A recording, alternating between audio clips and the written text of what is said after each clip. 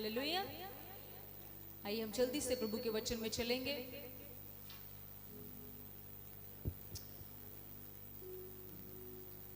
Thank you Jesus. आइए एक वचन पढ़े मेरे साथ। मती की इंजील, बुक ऑफ मैथ्यू, मती की इंजील उसका 7वां अध्याय उसकी 13वीं बाब पढ़ दीजिए। मती की इंजील 7वां अध्याय उसकी 13वीं बाब में क्या लिखा है? 13-14 दोनों धीरे धीरे पढ़ेंगे। सकेत फाटक से प्रवेश करो, क्योंकि चौड़ा है वह फाटक और सरल है वह मार्ग जो विनाश को पहुंचाता है, और बहुत से हैं जो उससे प्रवेश करते हैं। क्योंकि सकेत है वह फाटक और कठिन है वह मार्ग जो जीवन को पहुंचाता है, और थोड़े हैं जो उसे पाते हैं। हालेलुया। हालेलुया। आप सबने प्रभु के वचन को पढ़ा और सुना है कि प्रभु के वचन में क्या लिखा है। यहाँ पर 2 रास्तों की बात की गई है। एक रास्ते की बात है सकेत, जिसको हम इंग्लिश में बोलते हैं टाइट रास्ता, और एक बताया गया चौड़ा, जिसे हम बोलते हैं खुला हुआ रास्ता, ओपन वे। 2 रास्तों की बात की गई है। किसी ने इस तरह कहा है कि your decision will decide your destiny. आपका निर्णय जो आज आप लेते हैं वो ये तय करता है कि आप फ्यूचर में क्या होंगे। समझ रहे हो? जो आप आज फैसला लेते हो, जो डिसीजन हम आज लेते हैं, जो फैसला हम आज लेते हैं, ये फैसला तय करता है कि हम फ्यूचर में क्या होंगे। अगर एक व्यक्ति आज मेहनत नहीं कर रहा, किसी भी काम में लगा लो, चाहे आप अपने बिजनेस में लगा लो या किसी भी चीज में लगा लो, अगर हम मेहनत नहीं कर रहे तो हमारा फ्यूचर अच्छा नहीं होने वाला, हम सफल नहीं हो सकते। सफल होने के लिए हमें मेहनत करनी जरूरी है। आज जो हम फैसला लेंगे यही बताएगा कि हम कल कहां पर होंगे। कई बार कुछ लोग ये सोचते हैं कि अगर उन्होंने यीशु मसीह को ग्रहण कर लिया तो वो स्वर्ग में पहुंच जाएंगे। कई लोगों की ये सोच है। यहां पर आने से पहले हम लोगों ने आप लोगों के लिए यही दुआ की है कि प्रभु हमें भीड़े नहीं चाहिए, हमें ऐसे लोग दे जो तेरे वचन को प्रेम करने वाले हों। क्योंकि मैं आपको सच कहती हूं, चमत्कार पाने वाले लोग कभी स्थिर नहीं हो सकते,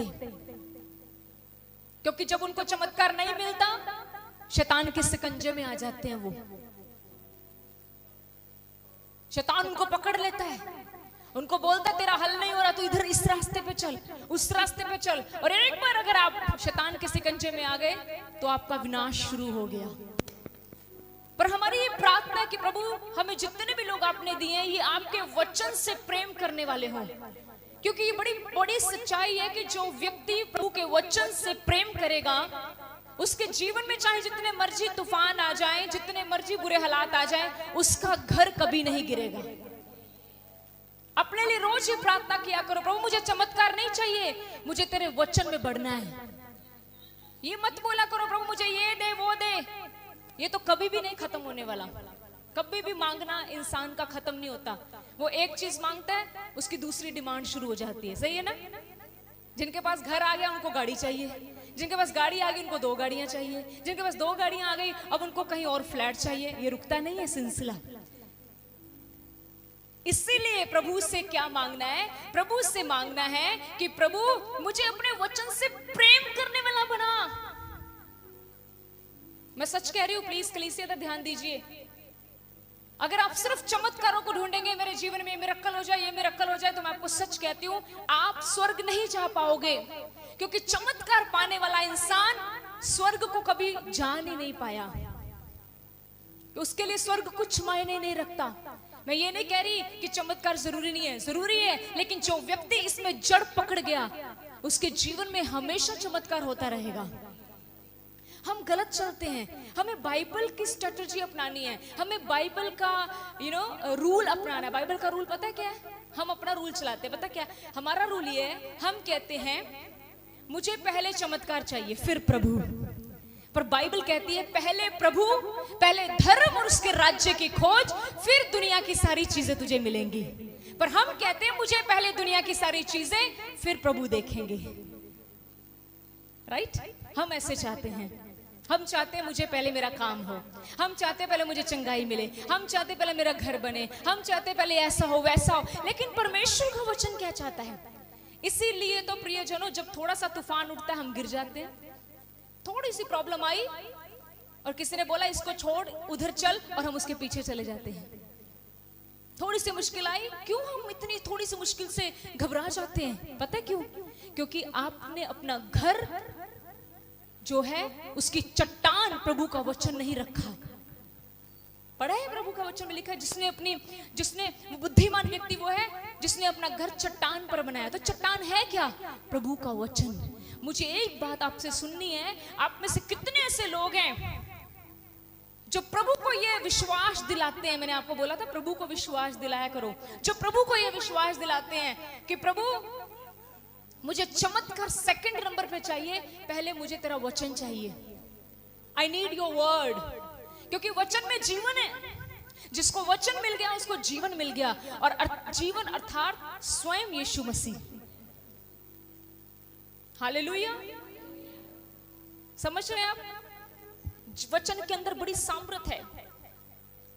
और अब देखोगे आज मजबूत वही कलीसिया ठहरेगी, वही व्यक्ति चर्च में मजबूत ठहरेगा जिसका जीवन परमेश्वर के वचन में है। क्या उसको मुश्किलें नहीं आती? उसको भी आती हैं, लेकिन वो क्यों नहीं हिल रहा? वो क्यों इधर उधर नहीं भाग रहा? उसको पता है कि जिस परमेश्वर के वचन में मैंने जड़ पकड़ी है ये मुझे गिरने नहीं देगा। उसको पता है इस वचन में इतनी सामर्थ है। तूफान आ सकते हैं, आंधी आ सकती है, लहरें आएंगी, पर ये सब मुझे गिरने नहीं देंगी, क्योंकि मेरी जो नींव है वो परमेश्वर के वचन में है। Amen. And you know what is the word? क्या है परमेश्वर का वचन? यीशु मसीह। कितनों का रिश्ता यीशु मसीह के साथ मजबूत है। हमें सिर्फ मिरेकल चाहिए। I need miracle. मुझे सिर्फ चमत्कार चाहिए। मुझे सिर्फ अच्छा, अगर चमत्कार नहीं होगा तो क्या करोगे? यीशु मसीह को छोड़ देंगे। तुम उसको क्या छोड़ोगे? हमारी इतनी औकात नहीं कि हम उसको छोड़ें। ये तो वो है, उसका अनुग्रह कि उसने हमें पकड़ा है। आज मैंने बहुत सारे लोगों को, मैं पिछले दिनों में मिली, वो बड़े घमंड से कहते हैं हमने यीशु मसीह को छोड़ दिया। पर मैं आज ये बताना चाहती हूँ सब लोगों को, कभी बस बात पे घमंड मत किया करें कि हमने यीशु मसीह को छोड़ दिया। हम थे क्या जो उसको पकड़ते? ये तो उसका अनुग्रह था, ये तो उसका फजल है कि उसने मुझे और आपको उस दलदल में पकड़ा जिस दलदल में हम धंसे हुए थे।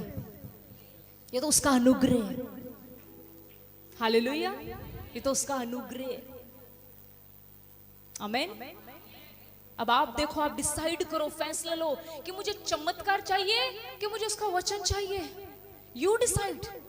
आप डिसाइड करो। मैंने बोला आपका फैसला आपका डेस्टिनी तय करेगा। समझ रहे हो? आपका आज का फैसला ये तय करेगा कि आप फ्यूचर में कहां होंगे। आज जो लोग चमत्कारों के पीछे भाग रहे हैं कि सिर्फ हमें चमत्कार चाहिए, हमें यीशु मसीह के साथ और यीशु मसीह के वचन के साथ कोई लेना देना नहीं है, वचन के समय उनको नींद आती है। They are just searching the hand of pastor. वो सिर्फ पादरी का हाथ ढूंढते हैं कि पादरी हम पर हाथ रख दे, माफ कीजिएगा। ऐसे लोगों का स्वर्ग में कोई जगह नहीं है। किनकी जगह है स्वर्ग में? ਜਿਹੜੇ ਯਿਸੂ ਦੇ ਲਈ ਜੀਂਦੇ ਤੇ ਜਿਹੜੇ ਯਿਸੂ ਦੇ ਲਈ ਮਰਦੇ ਐ, ਉਹਨਾਂ ਦੀ जगह स्वर्ग दे विच। हालेलुया। समझ रहे हैं? आज कलीसिया हम आपको उत्साहित कर रहे हैं। एंड टाइम्स में आप बहुत कुछ संसार में चल रहा है। वचन में जड़ पकड़ो प्लीज। इतनी जड़ पकड़ लो परमेश्वर के वचन में। मैं आपको विश्वास दिलाती हूँ, जो भी व्यक्ति आज इस शाम के समय, चाहे आप ऑनलाइन हैं, चाहे आप चर्च में बैठे हैं, इस वचन को सुन रहे हैं, कि अगर आपका जीवन परमेश्वर के वचन में जड़ पकड़ा हुआ, मैं कहती हूँ मृत्यु भी आपको हिला नहीं पाएगी। कोई हालात आपको हिला नहीं पाएगा। मजबूरन हालातों को आपसे डरकर भागना पड़ेगा। पर जिस व्यक्ति की जड़ इसमें ना हुई, उसका घर आज भी गिरा, कल भी गिरा। अब देखते हो कई लोग चर्च में नजर आते हैं, 1 हफ्ता, 2 हफ्ते, 3 हफ्ते, 5 हफ्ते, उसके बाद नजर नहीं आते। ये इसका क्या मतलब है? आपको पता है एक्चुअली में वो आए क्यों? They just came for the miracle. वो चमत्कार के लिए आए, और चमत्कार तो मेरी जेब में नहीं है। मेरी जेब तो है लेकिन इसमें चमत्कार नहीं है कि मैं एक क्या बोलते हैं इसको, एक लिफाफा निकालूंगी और बोलूंगी ए इधर इधर, ए ले तू चमत्कार ले अपना। हालेलुया। मैंने इन दिनों में प्रभु के वचन के साथ स्टडी कर रही हूँ, और प्रभु ने मुझे ना एक बात बार बार दोहराई, सिर्फ एक बात प्रभु मुझे बार बार दोहरा रहा है, एक ही बात, मैं मन को परखता हूं, मैं मन को परखता हूं। अपने पड़ोसी को बोलो, वो मन को परखता है। आपका पड़ोसी कोई नहीं, इसको बोल दो, अगली को बोलो, वो मन को परखता है। हाल मैंने सच में बोला, मैं इन दिनों में जब बाइबल का अध्ययन कर रही हूँ तो परमेश्वर बार बार एक बात, मैं मन को परखता हूँ। आपको सच पता है वो मन को परखता है? क्या हम मन परखते हैं? हम परखते हैं? बोल दो। नहीं परखते तभी तो लोग हमारे साथ धोखा कर जाते हैं, राइट? हालेलुया। पर धन्यवाद प्रभु का, परमेश्वर साडे लड़दा है ते सानू जित दवांदा है। आमीन। अपने सेवकां दी, अपने लोकां दी कदे पिठ नहीं लगन दिंदा हो। हालेलुया। जिदे नाल ओ खलो जांदा ओदी ते कदी हार ही नहीं हो सकदी। आमीन। हालेलुया। हम मन को परखते किसी के? नो, बट बाइबल में ये परमेश्वर के बारे में लिखा है, मैं मन को, मैं दिल को परखते का मतलब पता क्या होता है? चेक करता हूं। I'll check, मैं चेक करूंगा तुम्हारा दिल। और फिर मैं सोचती हूँ प्रभु ये 3 हफ्ते तेरे घर में आया, 4 हफ्ते आया, 5 हफ्ते आया, 6 महीने आया, 6 साल आया, ये क्यों नहीं टिक पाया? प्रभु ने मुझे बताया, जब मैंने इसका मन परखा तो इसका मन मेरे सामने साफ नहीं निकला। आमीन। अब मेरी बात को ध्यान से सुनिए। चमत्कार क्यों नहीं हुआ? फिर क्यों नहीं हुआ चमत्कार? चमत्कार इसलिए नहीं हुआ क्योंकि मेरा मन साफ नहीं था। आमीन। अगर आपका मन साफ है, अगर आप प्रभु के साथ बड़ी पवित्रताई के साथ चल रहे हो, मेरा अभी तो वचन शुरू नहीं हुआ मेरा। अभी आज बड़े दिनों के बाद मैं वीरवार की सभा में आई हूं, आज टाइम लूंगी। हालेलुया। बोले यीशु मसीह के नाम की। समझ रहे हैं आप? वचन में जड़ पकड़नी है। कहां पकड़नी जड़? संसार में नहीं पकड़नी जड़, वचन में पकड़नी है। आमीन। आपका आज का फैसला चुनाव करेगा कि आप कल कहां होंगे।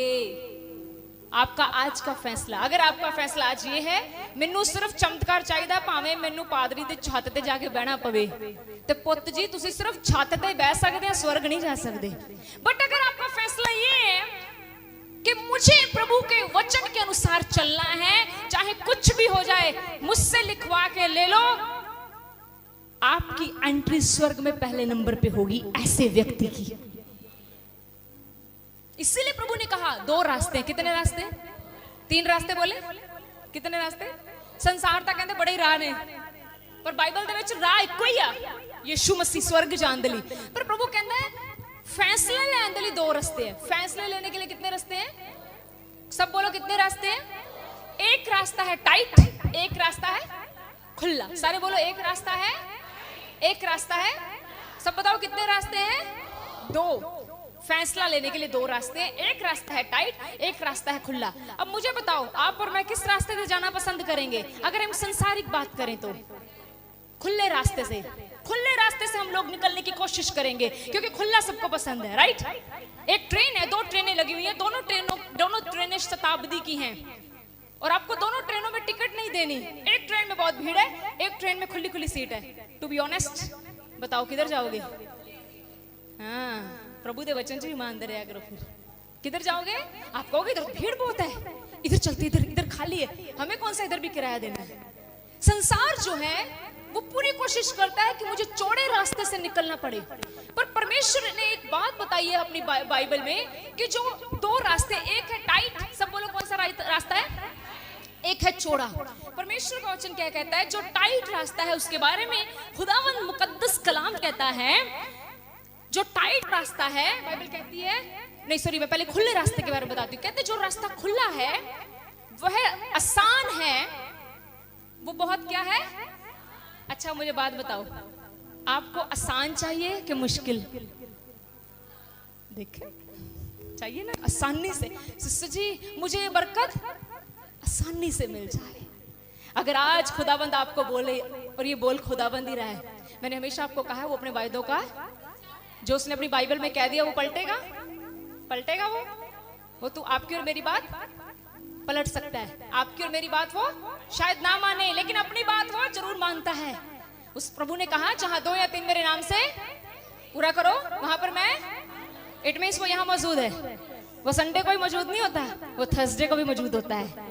आमीन, हालेलुया। यहाँ पर रोज सुबह प्रेयर होती है, वो तब भी मौजूद होता है। आमीन, हालेलुया। तो प्रभु यहाँ पर मौजूद है। प्रभु यहाँ पर लिखा, परमेश्वर के कलाम में लिखा है, जो रास्ता चौड़ा है वो बड़ा आसान रास्ता है, सरल है, आसान है।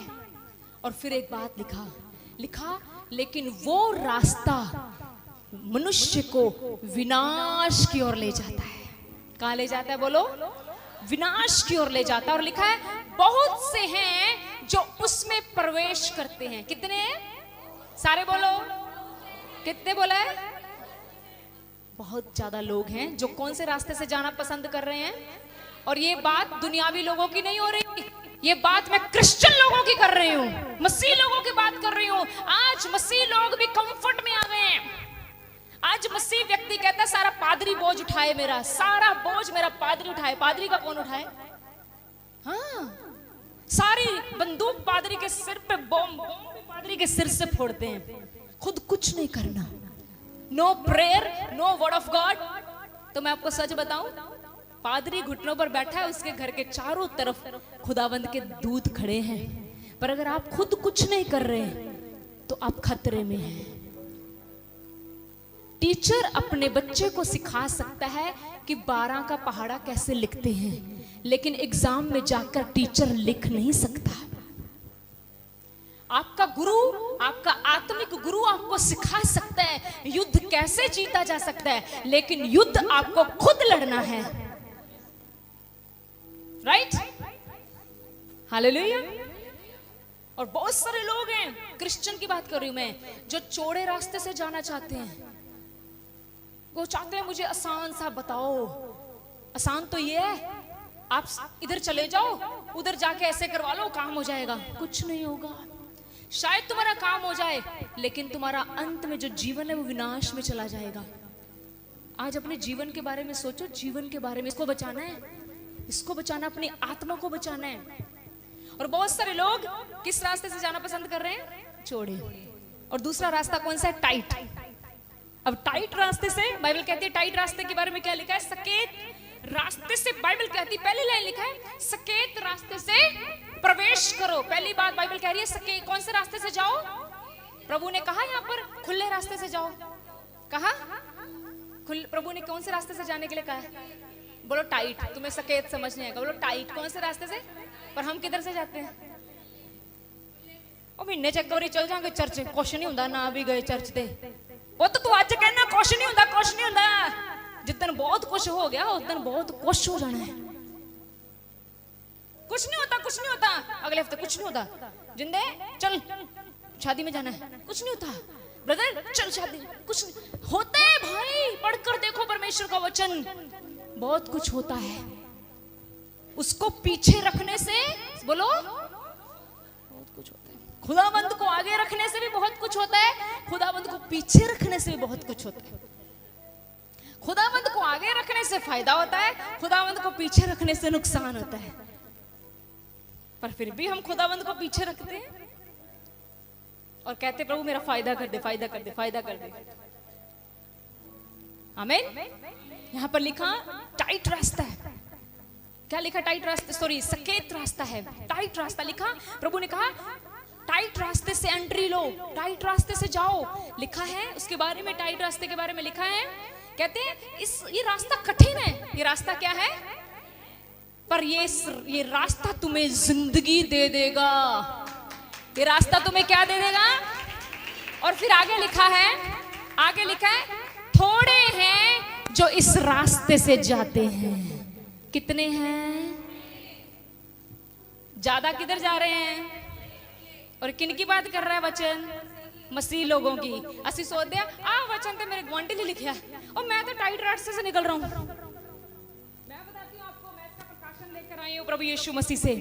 प्रभु कहता है ये मसीहों के लिए। आज बहुत सारे मसीह टाइट रास्ते को छोड़कर खुले रास्ते से निकल रहे हैं। तो क्या है खुला रास्ता? कोई प्रार्थना नहीं, कोई खुदाबंद के साथ रिश्ता नहीं, कोई वचन नहीं, कोई बंदगी नहीं, अपनी मर्जी का जीवन। ये है खुला रास्ता, और अंत में किधर पहुंचा देगा ये सब? विनाश को। टाइट रास्ता कैसा है? कठिन है। टाइट रास्ता कैसा है? खुदा दे चरना च बैठना कठिन है भाई। 2 घंटे बैठना खुदा के चरणों में, सब बोलो, सच बोलो ना, ये सच्चाई बता रही हूं। कई लोगों की ये बात है, सच्चाई है। वो कहते हैं हम चर्च में 2-3 घंटे बैठ जाते हैं, घर हम 5 मिनट नहीं बैठ सकते। कठिन है। और कोई इंसान कठिन रास्ते की तरफ जाना ही नहीं चाहता, पर ये कठिन रास्ता तुम्हें जिंदगी दे देगा। ये कठिन रास्ता तुम्हें यीशु से मिलवा देगा। ये कठिन रास्ता तुम्हें एक दिन स्वर्ग पहुंचाएगा। आज जिस रास्ते से तुम गुजरना नहीं चाहते, बाइबल कहती है उसी रास्ते से गुजरो। वो रास्ता कौन सा है? टाइट वे। वो रास्ता है प्रभु यीशु मसीह के वचन के ऊपर चलने वाला रास्ता। हालेलुया, हालेलुया, बोले यीशु मसीह के नाम की। अब मैं तुम्हें कुछ बातें लिखकर लाई हूं, मैं बताती हूँ क्या क्या चलेगा इसमें। अगर आप लोगों को या मुझे इस टाइट रास्ते में से गुजरना है, तो मुझे करना क्या क्या होगा? जो यहाँ लिखा है ये बहुत खतरनाक है। अगर आप कर सकते हैं तो आपका स्वागत है टाइट रास्ते में, और अगर आप इस रास्ते पर चल पड़े तो आपको जीवन मिलेगा। Yes, hallelujah. सबसे पहली बात, अपनी इच्छाओं को मारो। सबसे पहली बात, अपनी इच्छा वो तो मरती नहीं। मेरे तो घर में भी मेरी चलती है, मेरी ऑफिस में भी मेरी चलती है, चर्च में भी मेरी चलती है, हर जगह मेरी चलती है। तेरी घर में चलती हो गई, चर्च में चलती होगी, मोहल्ले में चलती होगी, स्वर्ग में नहीं चलेगी, क्योंकि स्वर्ग में केवल एक की चलती है, उसका नाम यीशु मसीह है। आमीन, हालेलुया। सबसे पहले अपनी इच्छाओं को मारो, अपनी मर्जियों को मारो, अपनी मर्जी को चेक किया करो, क्या मेरी मर्जी खुदावंद की मर्जी से मैच खा रही है?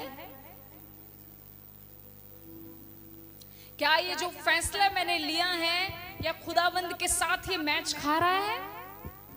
सबसे पहली बात, अगर आपको इस टाइट रास्ते में चलना है, आपको अपनी मर्जी को मारना होगा। आपकी मर्जी है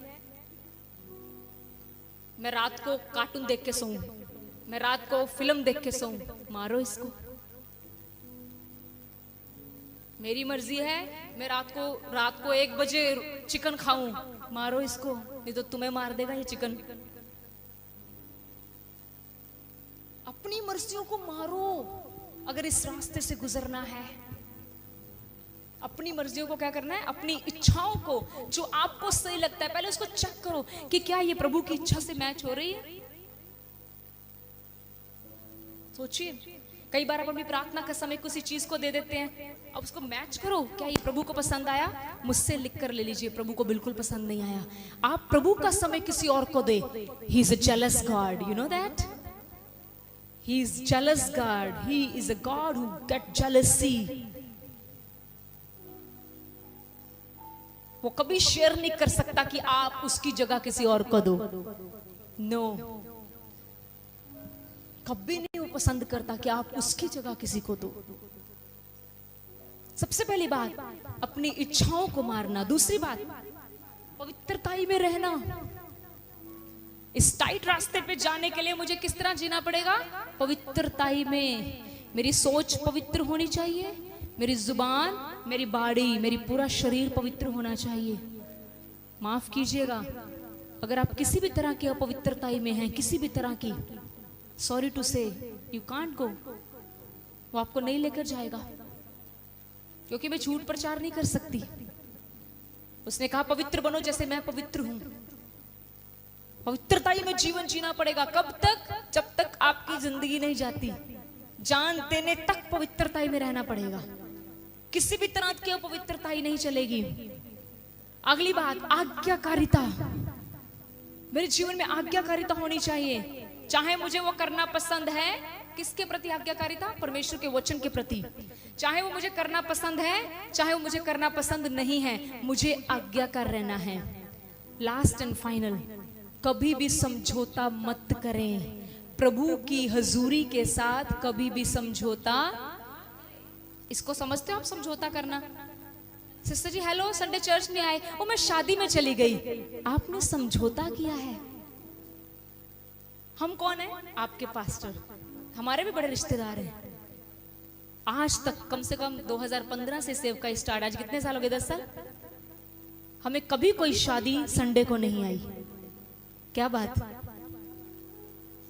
खुदा ने होने ही नहीं दी कोई शादी संडे को। नहीं तो सिखों में सारी शादियां संडे होती हैं। मैं आपको एक बात बताऊं, आप जब प्रभु से मांगोगे ना तो प्रभु आपको देगा भी। उसको दिखाओ कि खुदावन मैं देख तेरे से कितना प्यार करती हूं, मैं तेरे कामों के लिए, तेरी हजूरी के लिए कभी समझौता नहीं करूंगी। सच में कभी समझौता मत करो उसके साथ, कॉम्प्रोमाइज। कोई बात नहीं, अगली बार सही, कोई बात नहीं, कोई बात नहीं। इस तरह के बन के दिखाओ। और यही तो है टाइट रास्ते से में गुजरना।